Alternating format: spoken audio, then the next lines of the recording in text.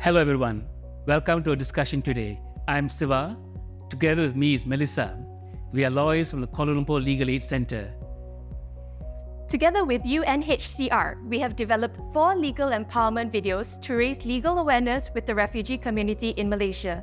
In this video, we are going to explore the dual system of family law in Malaysia, which consists of both civil and Sharia family laws. That's right, Melissa. Generally, when it comes to family law, the laws on Muslims and non-Muslims are different. Civil family law applies to non-Muslims, while Sharia family law applies to Muslims. And when it comes to Sharia family law, each of the 14 states in Malaysia has its own set of laws, though they are generally the same. So, if a Muslim couple wishes to marry or divorce, it depends on which state they reside in to determine which Sharia law applies.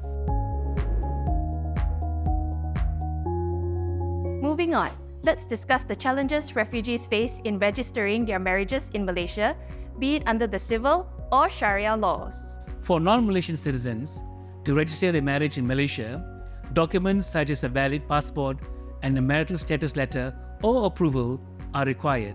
Unfortunately, many refugees do not possess these documents, making it impossible for them to legally register their marriage in Malaysia. Absolutely. And while refugees conduct religious and/or cultural wedding ceremonies, these ceremonies are not legally recognized in Malaysia. In a situation where refugees have valid proof of marriage registration from their country of origin and wish to register their marriage here in Malaysia, they unfortunately will not be able to do so, as they may not be able to provide sufficient supporting documents.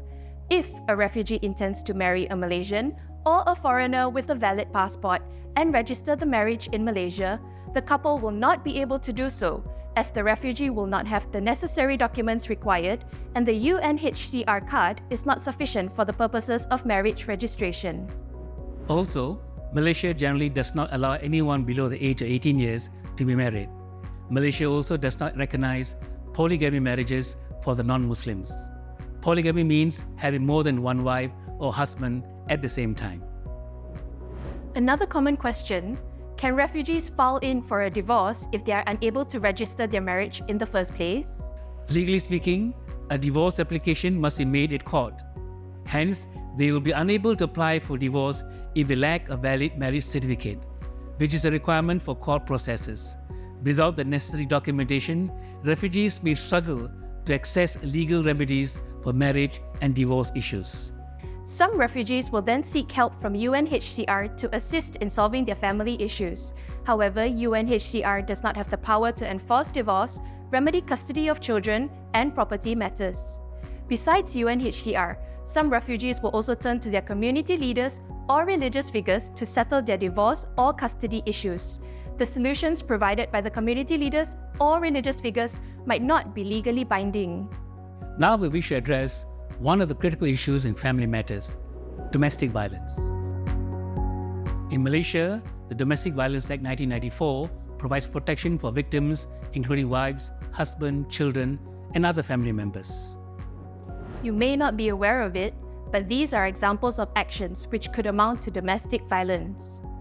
Injuring your body physically, putting you in fear of physical injury, forcing you to have sex, even if it's between husband and wife, locking you up, damaging or destroying your property, stealing from you, threatening to harm you or destroy your property, abusing you psychologically and mentally, humiliating victims, etc.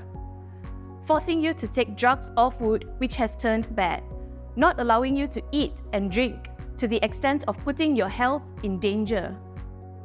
Victims of domestic violence are encouraged to seek immediate medical attention and report the abuse to the police. If you are a victim, you can take the following steps. First, go immediately to a hospital or clinic for a checkup. Second, get a copy of the medical report. Third, go to the nearest police station to lodge a police report. And fourth, bring along your UNHCR card when making a police report. If you are yet to undergo UNHCR registration process, you may inform the police that you're waiting for the registration appointment and bring along proof of your registration application. Alternatively, you may also approach NGOs who offer support and assistance to victims of domestic violence. Here are the details.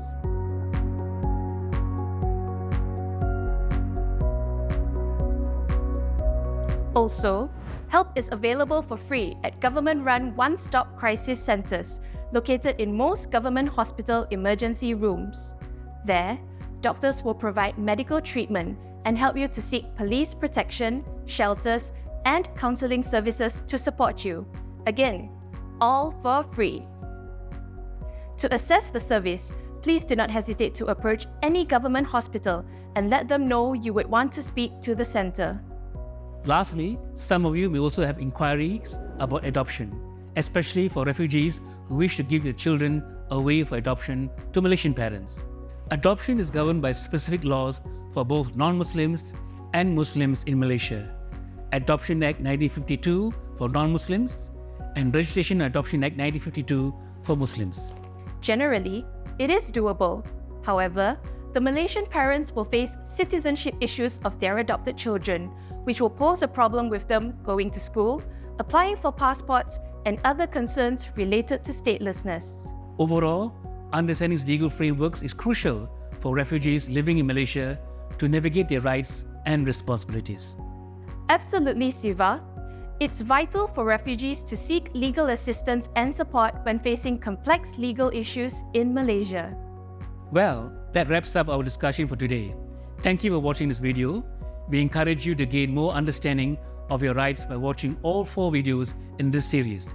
And for more information, you can visit UNHCR Malaysia website at refugeemalaysia.org. Don't miss out on vital information that can empower you and others in your community. Stay informed. Know your rights.